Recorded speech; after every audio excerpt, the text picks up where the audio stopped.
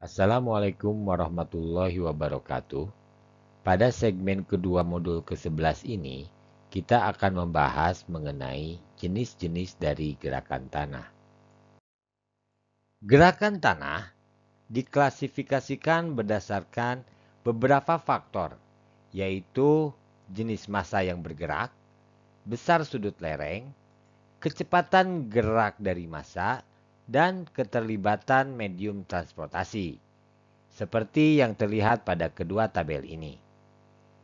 Berdasarkan faktor-faktor tersebut, maka jenis dari gerakan tanah secara umum dapat dibagi menjadi flow atau aliran, slide atau luncuran, dan fall atau jatuhan.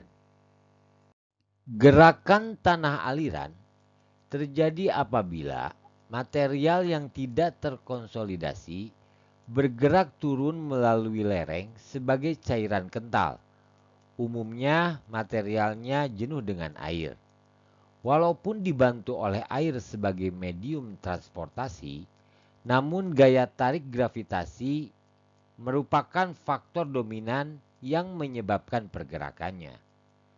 Berdasarkan ukuran massa, kecepatan, dan jumlah medium air yang terlibat, gerakan tanah aliran dapat dibagi menjadi mud flow, earth flow, debris flow, creep, dan solifluction. Jenis gerakan tanah yang kedua adalah slide atau luncuran. Pada jenis ini, massa bergerak di atas suatu permukaan bidang lemah yang menjadi bidang gelincir tanpa ada bantuan medium transportasi. Berdasarkan cara pergerakannya, slide dibagi menjadi slam dan rock slide.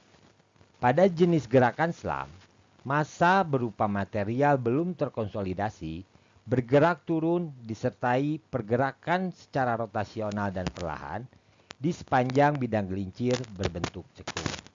Sedangkan rock slide, massa berupa batuan bergerak secara cepat pada suatu bidang planar.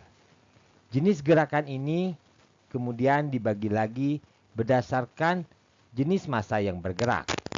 Bila massa yang bergerak berupa fragmen-fragmen berukuran pasir sampai bongkah, disebut sebagai debris slide. Apabila massa yang bergeraknya berupa blok batuan yang sangat besar, maka disebut block slide. Jenis gerakan yang ketiga adalah fall atau jatuhan. Pada jenis gerakan ini, umumnya massa yang bergerak berupa batuan, maka disebut sebagai rockfall. Rockfall terjadi apabila pecahan batuan, baik berukuran besar ataupun kecil, yang terlepas dari batuan dasarnya, jatuh secara bebas dan tidak mengikuti suatu bidang gelincir.